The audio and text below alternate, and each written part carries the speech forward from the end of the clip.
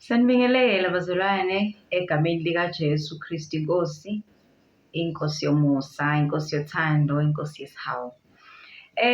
Siphinde sinamukele once again ka-Theocracy Networking Embassy. Ngasingelela ngabe sike sichaze nje igama leli channel sisho ukuthini, kodwa-ke kusizwe inkosi. Lo nibingelela bazalwane uNosipho uThandeka wakwaSibiya, umntwana kaNkulunkulu okholwayo osindisiwe egameni likaJesu. Sikhona la eKZN kwamaphumulo ekhaya labafundi bakaJesu Kristu, lapho khona kuqeqeshwa izisebenzi zombuso kaNkulunkulu ukuthi zibe ngabafundi bakaJesu. Kwenziwa lelizwi elilaphaya kuMateyu chapter 28 laphaya verse 19 kuya ku-20 mayethi uJesu, kusukela verse 18 kuya ku-20 ethi uJesu, hambani nenze izizwe zonke abafundi bami, nibafundise ukugcina konke nginyale ngakho. Azathi-ke nibabhaphathise egameni likaYise kaMoya Engcwele, bese ethi bheka-ke nginani kuze kube sekupheleni. So-ke la ekhaya labafundi bakaJesu Kristu kwenziwa nje lowo msebenzi, ukufundiswa, uqeqeshwa kwabafundi, beqeqeshelwa umbuso kaNkulunkulu, beqeqeshelwa umsebenzi kaNkulunkulu. Namhlanje-ke bazalwane, we have one of abazalwane bethu bakhona la ekhaya labafundi bakaJesu Kristu, imfundi kaJesu, oqeqeshwayo khona lapha ekhaya labafundi bakaJesu Kristu, isisebenzi sikaKristu Jesu. Ngiyacela ukuthi ubingelele, uzi-introduce my sister egameni likaJesu. Amen. Amen bazalwane. Haleluya. Ngiyanibingelela nonke egameni likaJesu Kristu waseNazaretha. Amen. Ngiyabonga kakhulu nje bazalwane ukuthola leli thuba, ngibonga kakhulu kusisi wami. Amen. Bazalwane, ngokuyichaza nje kafushane, ngingumama mncane osindisiwe omthandayo uNkulunkulu. Amen. Amen. Amen. Amen. Abanye-ke futhi mamazi Mrs. Thandeka Ncwane. Okay-ke sinamagama afanayo-ke bazalwane, kodwa ukuze sihlukanise uNosipho uNosipho Thandeka, uThandeka, uMrs. Thandeka Ncwane egameni likaJesu. Kuyintokozo sisi ukuthi siphinde sibe ndawonye namhlanje. Amen. Amen. Bazalwane, sizongakhulumi nje kakhulu, siye nje straight kulokhu uMrs. Ncwane asiphathele khona namhlanje. Siyacela, okay-ke, have you subscribed kwi-channel iTheocracy? Uma ungaka-subscribe, please subscribe ukuze uqhubeke uthole makukhona ubufakazi obuphostwayo, makukhona intshumayelo, isifundiso. Please subscribe egameni likaJesu. Ungakhohlwa nje ukusubscribe. Subscribe. Uma ungasafuna usubscribe, usufuna ukuphuma, you unsubscribe. So nje, yeah, please subscribe to the channel egameni likaJesu. Okay-ke, siyabonga bazalwane. Namhlanje-ke asiza ukuthi mntwana kaNkulunkulu siphatheleni ka-Theocracy Networking Embassy singabantwana bakaNkulunkulu. Amen. Over to you, Mrs. Ncwane.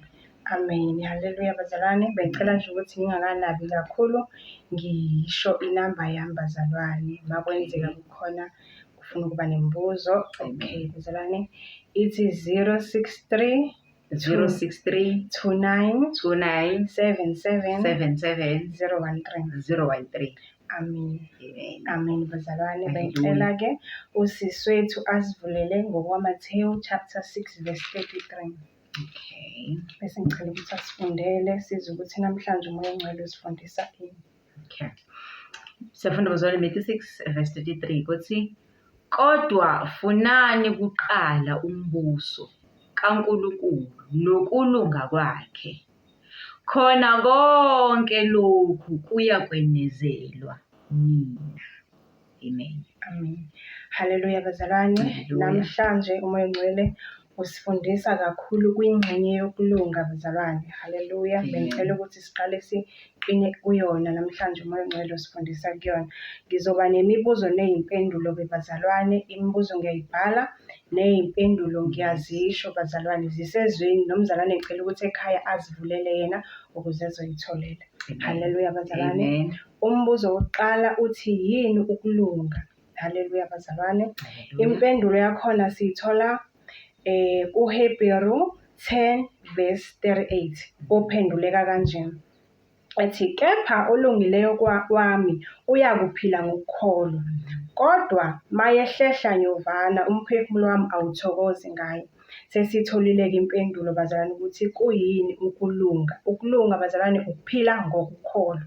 Sitholile impendulo ezweni. Umbuzo wesibili uthi Yini eyenza umuntu abe ngolungileyo kaNkulunkulu? Haleluya bazalwane, siphinde sayithola impendulo ngokwabaseRoma chapter 10 verse 10 ofundeka kanje. Ngokuba umuntu ukholwa ngenhliziyo kube ngukulunga. Haleluya bazalwane. Isobala-ke impendulo bethe yini eyenza ukuthi umuntu abe nokulunga kaNkulunkulu? Impendulo sesiyitholile ezwini kwabaseRoma 10:10 ethi ukukholwa. Haleluya bazalwane. Masiqhubeka siya ku-3, umbuzo wesithathu bazalwane othi kuyini ukukholwa? Bazalwane ngicela sivule sonke kumaHebheru 11:1. Impendulo yakhona ithi, kepha ukukholwa kungukuqiniseka ngezinto ezithenjwayo, kuyiqiniso ngezinto ezingabonwayo. Haleluya bazalwane. Onamaphoyinti amabili avelile la. Eyokuqala lithi izinto ezithenjwayo.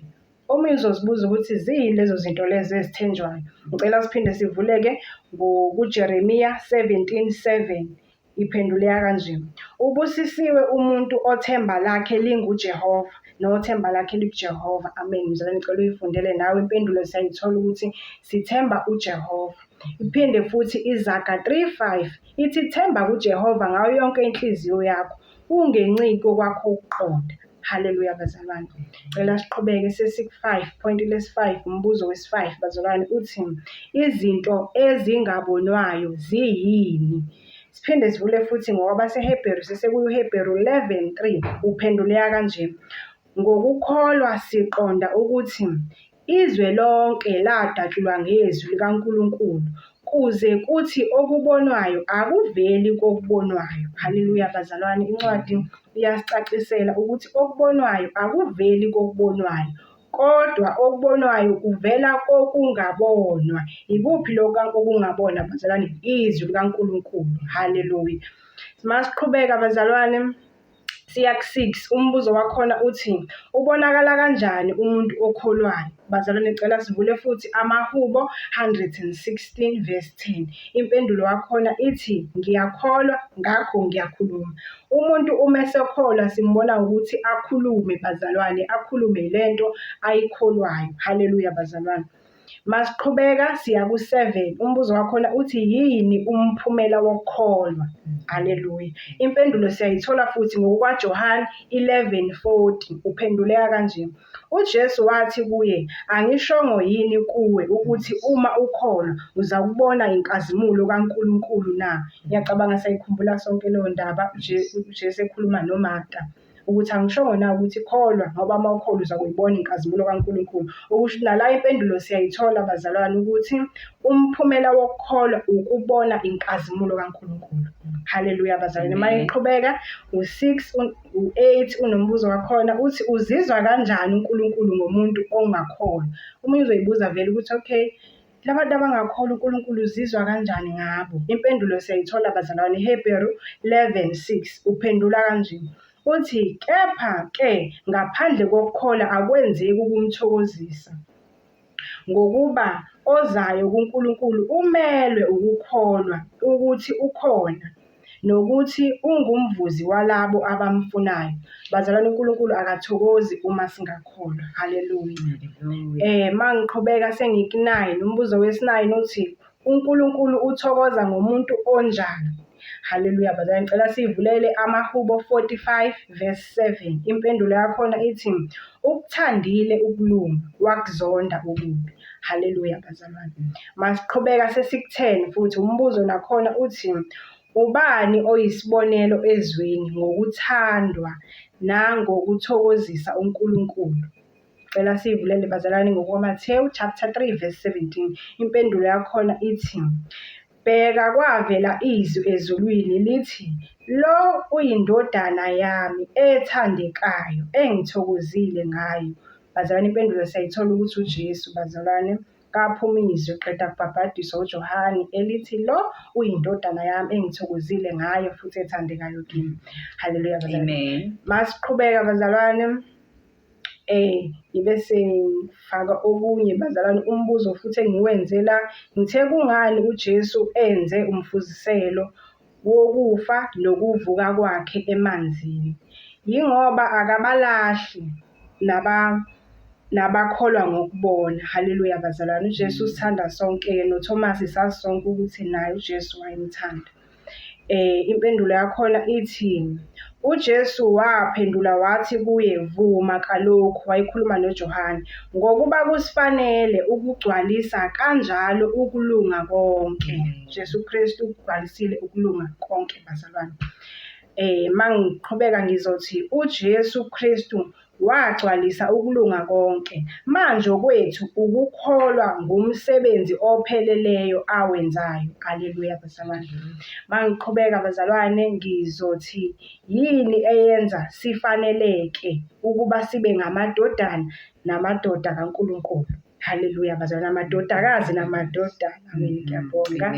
Incwadi esiphendulayo bazalwane itholakala kwabaseKorinte chapter 6 verse 17 no-18 othi, ngakho-ke phumani phakathi kwabo nahlukane nabo, isho iNkosi, ningathinti okungcolileyo, khona niyokwamukela. Khona ngiyakunamukela, ngixolisa bazalwane, ngicela nifunde kahle. Khona ngiyakunamukela. Amen. Mayiqhubeka uverse 18 uthi, ngibe nguyihlo kimi, nina nibe ngamadodana namadodakazi kimi, isho iNkosi uSomandla. So uyasinika-ke umyalo uJesu ukuthi uma siphuma kubo bazalwane sizobizwa ngamadodana namadodakazi ayo uNkulunkulu. Masiphuma ezweni bazalwane, ngiyacabanga sesizwile amavidiyo amaningi echaza ubaba uSibiya ukuphuma kwi-system yalelizwe. Haleluya bazalwane, ngeke ngigxileke lapho. Haleluya. Mase ngiqhubeka bazalwane ngiye nga-underline igama elithi okungcolileyo bazalwane. Haleluya. Omunye uzoyibuza ukuthi ikuphi lokho okungcolileyo bazalwane. Cela sivule ngokwaMathewu 14:11. Uthi akusikho okungena emlonyeni okungcolisa umuntu, kepha ukuphuma emlonyeni lokho okungcolisa umuntu. Haleluya bazalwane. Bese ngabhala ngezandla ngathi yonke into eyacatshangwa umuntu yakhulunywa ngumuntu wayenza iyamngcolisa ngoba ayisekeliwe izwi lakhe, kodwa iphikisana nalo izwi lakhe. Lezo zinto lezo masingazibala nje bazalwane, ngeke ngiyibale zonke, nomunye umoya ongcwele uzombulela ayikhumbule. Mhlawumbe mangizobeka isibonelo nje bazalwane, amaphilisi uNkulunkulu uthe ngemvimbo yakhe siphulukisiwe. But umuntu uke wacabangisisa ukuthi yini enye engizoyenza ezobonakala umuntu azoyisebenzisa ukuze ezolapheka, wakhanda amaphilisi. So uNkulunkulu masingathini nokuthinta lokho kungcolile imithi bazalwane. uDaniel ngiyacabanga siyakhumbula la achaza khona uDavide kwiHubo 103 athi yena owelapha zonke izifo, uJesu Kristu nguyena olapha zonke izifo. Singakubala nje kube kuningi bazalwane, utshwala masingakuthindi nokuthinta bazalwane. Lithi iBhayibheli izidakwa ngeke zilidle ifa lombuso kaNkulunkulu. Bazalwane, okunye mhlawumbe singakubala zonke izinhlobo zezinto ezisetshenziswayo ukuvikela ukuthola umntwana, zonke nje izinto zokupreventa bazalwane. Singabantwana baNkulunkulu asizithinti nokuzithinta. Uthe uNkulunkulu kuJeremiya 1:28, zalanani nande niwugcwalise umhlaba. Amen. Siyabonga kakhulu. Amen. Haleluya. Siyambonga uNkulunkulu bazalwane, egameni likaJesu. Siyambonga kakhulu. Sikhunjuzwa ngumbuso la uqalwe khona kuthiwa asifuni umbuso kaNkulunkulu kuqala. So bekuaniphekwa nje leyo ndaba ukuthi okay-ke umbuso kaNkulunkulu siwufuna njani, siwufuna kanjani umbuso kaNkulunkulu. Ngikhohlwe ukusho sisaqala ukuthi uphathe ipeni nedayari yakho ukuze uyibhalele amavesi okuzokhulunywa ngawo. Kodwa-ke siyambonga uNkulunkulu ukukhunjuza ukuthi emhlabeni kahle kahle uNkulunkulu nje into abefuna sifune umbuso wakhe kanye nokulunga kwakhe. Sekuchaziwe-ke ukuthi yini ukulunga kaNkulunkulu. Ukulunga kaNkulunkulu ukuthi umuntu akholwe ngenhliziyo ukuthi uJesu Kristu inkosi, kwabaseRoma chapter 10 verse 9 and 10. Ukuthi umuntu akholwe ngenhliziyo yakho ukuthi uJesu Kristu inkosi uNkulunkulu wamvusa kwabafileyo, kuba ukulunga lokho. Then bese yavuma ngomlomo, kuba ukusindiswa. So uma ukuthi awukamamukeli uJesu ekhaya, nawe usangakuthola ukulunga kaNkulunkulu. ngoba ngaphandle kokulunga kaNkulunkulu akekho umuntu ozobona umbuso kaNkulunkulu. So ukulunga kuwukuthi sikholwe uJesu Kristu indodana kaNkulunkulu, sikholwe nje ngenhliziyo ukuthi wafa efela izono zethu, efela izono zami, efela izono zakho. Mase sikholwa lokho, sikuvume ngomlomo, kuba ukusindiswa. Amen. So ongakaze amamukele uJesu ukuthi abe inkosi nomsindisi empilweni yakhe, siyamkhuthaza namhlanje ukuthi amamukele uJesu. Siyambonga uNkulunkulu bazalwane ngakho konke okukhulumekile namhlanje. Iphela lapho-ke nje Biomesis egameni likaJesu. Ekhaya, please like the video and please subscribe to the channel and then drop a comment egameni likaJesu. Jesu. Amen. Amen. Before we go, Amen. Haleluya. Amen. Ngicela nje ukuthi qapho kancane. Amen. Okuningi qhubeke ngokuzayo. So kwamanje nje bazalwane, bengifisa nje uNkulunkulu asilekelele sonke bazalwane. Sikholwe uJesu bazalwane. Elithi iBhayibheli khona la achaza khona uJesu uzochitha umthetho, kepha ukuzowugcwalisa bazalwane. Masibambe ubambile umthetho, sikwazi kugxile engqondweni zethu ukuthi masibambe siye ekhaya ezulwini, nguye nokuphila. Ngaphandle kwakhe akekho lo mbona uBaba. Amen. Amen.